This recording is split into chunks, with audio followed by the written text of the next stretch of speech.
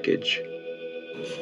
Originally, we destroyed the airboat in the jump over the dam, so this level opened with the player amidst the wreckage of their beloved airboat. In a team-wide playtest, people felt disappointed to lose the vehicle they had spent so much time in. There was a lot of internal debate about whether that feeling of loss was a valuable experience or not. Ultimately, we decided to leave the airboat intact, to allow for the possibility of the player reuniting with it someday. Some say that airboat is still out there, waiting for you.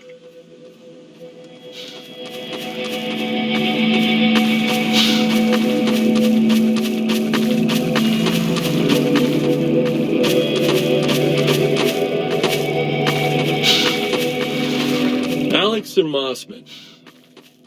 In our early plans for Half-Life 2's narrative, we wanted to take on the challenge of doing something less explicitly game-focused. Not just a story about the obviously good player defeating the obviously evil enemies. Instead, we aimed to focus on characters and their relationships. We thought it would be interesting to explore family as a central dynamic unit of Half-Life 2. The tension between Alex and Mossman emerged from that idea, and we liked it because it felt relatable, something players could understand and empathize with. Oh, Black Mesa. I do so envy you working with Eli and Dr. Kleiner when they were at the top of their field. Ah, there we go. You can come through now. I'll take you down to Eli right away. He would never forgive me if I kept you waiting.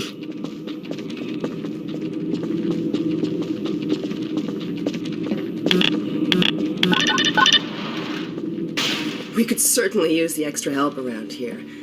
We've covered a lot of ground in the last few months, but things would go so much faster if we had more people with your training. We're closing in on a reliable local teleport technology, something the Combine still hasn't mastered.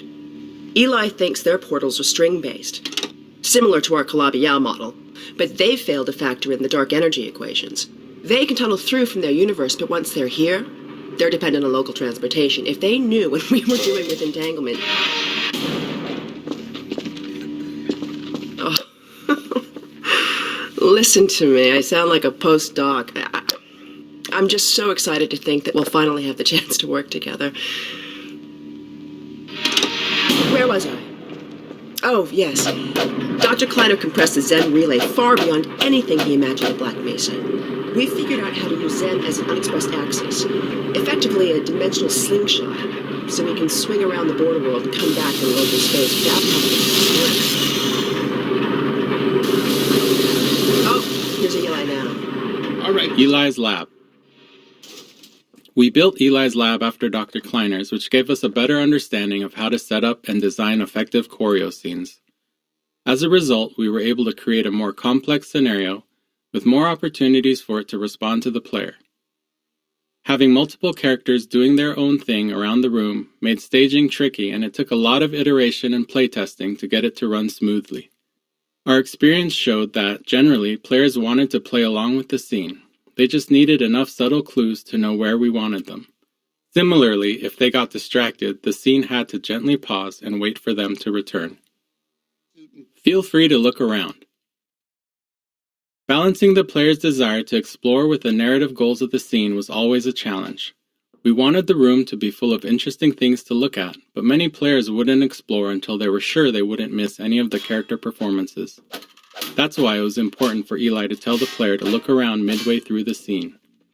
It signaled that it was safe to explore. From there, we could trigger a variety of custom mini-scenes based on what caught the player's interest. Hugs and pickups. Sometimes even little things can be a nightmare to get working. For example, getting a character to hug another character, or even more simply, just to pick up an object from a table, can cause a lot of issues. Even worse, in our dynamic environment, where the characters and objects aren't in preset positions, and the player is running around getting in the way, these require a level of synchronization that can be quite tricky. They're made harder because humans handle them without thinking. As you're moving to the table to pick up a cup, you're doing all kinds of preparation with your body to get your feet and hands in the right position to allow to do it comfortably. Everything ready right when you get there. If you're moving in to hug somebody, you're both doing it at the same time, adjusting constantly based on each other's movement. To get these features to work in the game involved a lot of synchronization work, making characters aware of each other and the world, and at the same time, getting them to know more about their future plans. It's tempting to want to break up, pick up a cup example into discrete steps.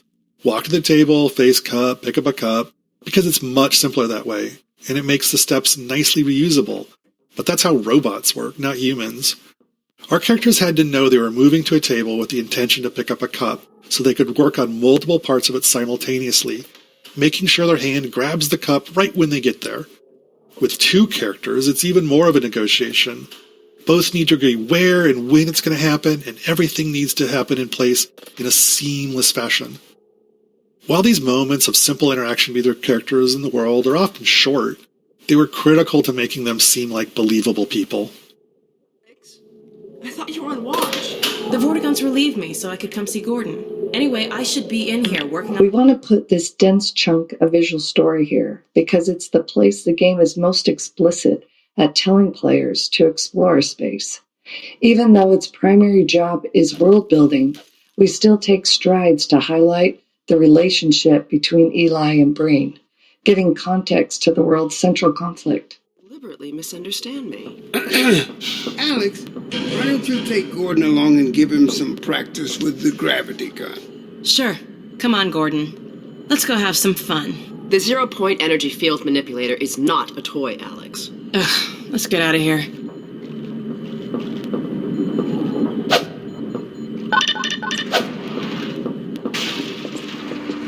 So I see... Mossman. Judith Mossman was originally based on a character we had planned for a section of Half-Life 1. That section was cut from the base game and reused in Uplink, but without the character. We consider her the most complex character in Half-Life 2.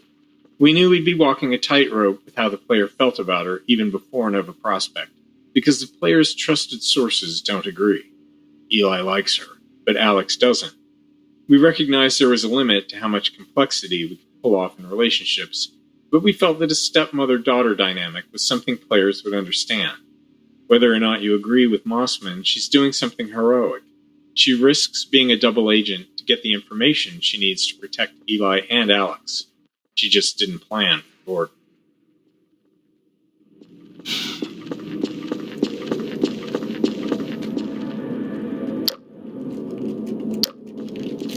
We used to be able to go right up there to Ravenholm.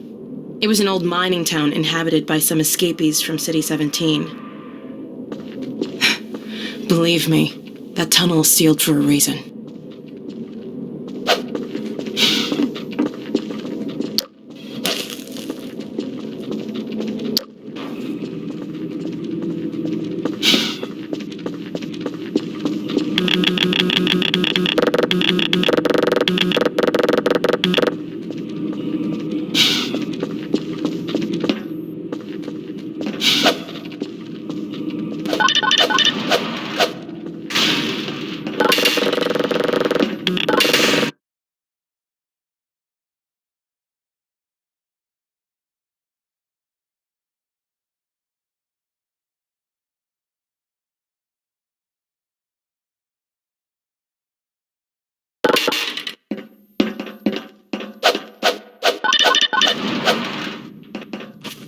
Character lighting. In the first year of development, we were struggling to get our characters to feel as realistic as we wanted them to. There were actually quite a number of different problems, all of which eventually required specific technological and artistic improvements to fix. The first major problem was lighting. At the time, lighting technology in games had many shortcuts, some due to performance, but many due to misunderstandings of how it all works. To make characters look good at the time, models and textures had to be created with much of their lighting solution baked into them, like shadows and glossiness. The characters looked cool, but they also looked like video game characters. We started building Alex with this approach, because that was how you're supposed to do it. We used the baked solutions and lit her like a movie actor, essentially as if she had a custom lighting rig that followed her around and ensured she always looked good. But it didn't really work. The range of lighting environments and the dynamic nature of video games meant that she'd look great in some environments, but always end up looking terribly unrealistic at some point. We tried iterating on our lighting rig, increasing its capabilities, but eventually it felt like we were at a dead end. Returning to the drawing board, we decided to try a different approach. We built her and the lighting and the textures from the ground up, throwing everything away, focusing on not on what we wanted her to look like in her ideal lighting, but on how things were supposed to work in the real world. It might seem obvious, but it wasn't how it was done, at least not in video games. When looked at outside the game's renderer, these models and textures actually looked worse than the previous versions, but we managed to methodically pull out all the shortcuts and misconceptions about how light and texture and graphics cards worked and put it all back together. After all that was done, when we were finally able to look at Alex in-game with her new models and textures in a dynamic environment that kept her visually consistent at all times, well, she looked great. Totally seamless and part of the Half-Life 2 world. Facial technology. We wanted players to care about our characters, and to even have a chance at achieving that. We knew we had to invest a lot of technology for our characters' faces. It's well understood that humans are wired to pay attention to faces, subconsciously reading all kinds of information from them, so it's an extremely high bar, and if we couldn't reach it, we'd probably push players away from our characters, not towards them as we hoped. We started out doing a lot of research. It was not heartening. The best examples we could find weren't anywhere near close to being able to be run in real time, while the best real-time ones weren't close to the quality we wanted. We wanted to look as good as an animated movie, but they often took hours to render frames and were totally linear, authored by up to 100 animators, whereas ours had to be dynamic. A character might be trying to speak dialogue or have a facial move derived from a player's actions and created by just a handful of artists. These requirements eventually led us to Dr. Paul Ekman's facial acting coding system, a system for taxonomizing human facial movements done back in the 1970s. It gave us a vocabulary for describing facial movements throughout our tools and code, and a target to aim for when designing our characters' faces. With it as a framework, we started a many-year process of iterating on how we built faces and heads of our characters. Where others had tried taking bits of Ekman's work, we wanted to try to use it all. That meant a lot of time spent figuring out how to do each piece within the tight performance constraints we had. But we also spent a lot of time just looking at people and faces, trying to find the extra features that would add the most value, like skin elasticity, teeth shadowing. In the end, while we weren't able to do everything we wanted, we did manage to get the pieces we thought were the most important to a convincing facial performance level on our characters. Eye shader. Another critical part of getting character faces to be convincing was in the eyes. Humans are great at reading eyes. There's a part of your brain dedicated to it, down to knowing where somebody is looking based on the reflections on the eyeballs. But there are all kinds of subtleties that matter. Eyes aren't actually spheres. Eyelids get distorted by the cornea moving around underneath. Eye movement can increase the odds of blinking. Eyes don't actually line up directly behind the pupil. They're shifted slightly. All these little details might feel small or unnoticeable, but the absence hurts the believability of the character. We worked on eyes for a long time, iterating our eyeball model and feature set little by little. Some things required external interfaces, like what things in the environment were interesting to look at, where others were automatic, at a subconscious level in the AI, like blinking, an obvious requirement, but one that's subtly confusing if it's wrong. Eye reflections had a particularly large impact. They're ultimately a tiny amount of real estate on the screen, but the difference they made was enormous. We knew we were finally done when we reached the point where, with our eye shader off, a character looked like a doll, human-like, but unconvincing in some way that was hard to describe. But when we turned it on, suddenly it felt like a human was looking at us. Moving the gravity gun. When the gravity gun was first prototyped, we planned to give it to the player midway through the game. But as playtesting progressed, we saw the strength of its design and realized the gravity gun and, more importantly, the ability to launch saw blades at zombie faces needed to come earlier. That meant Eli's lab also needed to move earlier too. It was a significant change, but it was crucial to Half-Life 2's success. It serves as a good reminder that storytelling and gameplay are intertwined, and neither can always take priority. They have to work together. Risk. Looking back on Half-Life 2 now, 20 years later, it's sobering to reflect on how terrifying it was throughout much of the development. Game development is hard. You never really get what you'd like to have, which is be able to validate risk before you start to pile more on top of it. For example, our facial animation technology, it took probably 3 or 4 years of work before we were confident it was actually going to work. but we couldn't wait until then. In that first year, we immediately started making all kinds of other choices in our game design, our asset production, and our other technologies, all based on the assumption that our facial animation technology was going to work in the end, from a quality and performance standpoint. If it hadn't, many of those other choices wouldn't have worked either. At the same risk profile is true of other large choices we made early on. We can't wait. We just have to build and hope that our guesses will be true years from now. Terrifying.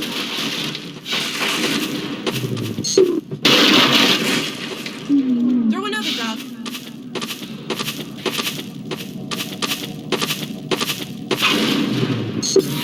Good catch. Another one, Dog.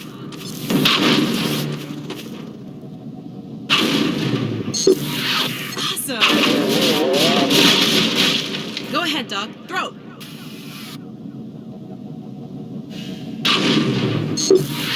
Excellent. Dog, go get your ball.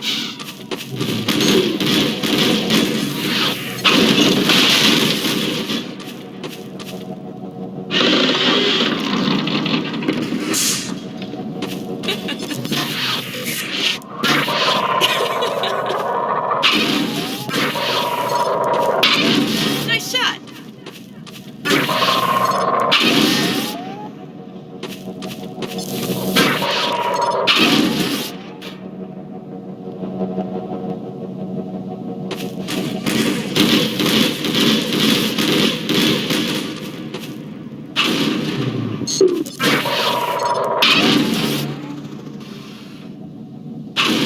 Good throw.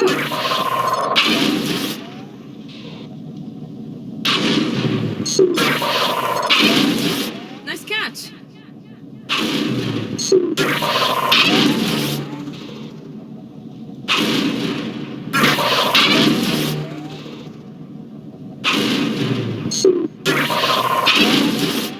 When I told you Dog liked to play fetch, I didn't tell you who'd be fetching, did I?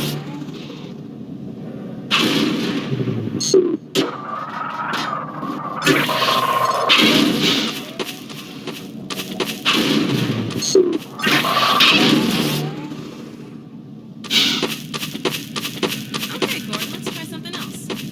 Dog, throw something bigger.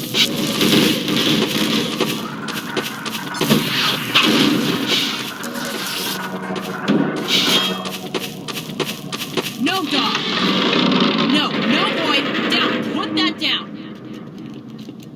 What is it, Dog? Oh my God, what was that? Scanners! Combine sweeping the area.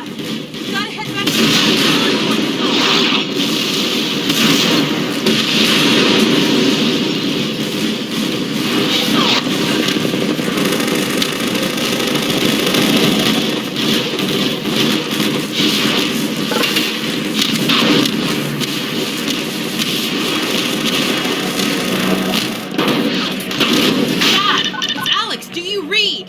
Alex! Honey, What's going on in there? where are you, Alex? We're in the scrapyard airlock, stuck in a full auto cycle. Is Gordon still with you? He's right here. Good. I want you two to Dad? take Gordon out of here. Head for the coast. Do not go through Rafe. Dad? Dad! Damn it! Dog, open the airlock. Get us out of here. Hurry, now! Tear it apart. Just get it open. That's enough, Dog. Come on, Gordon. Come on!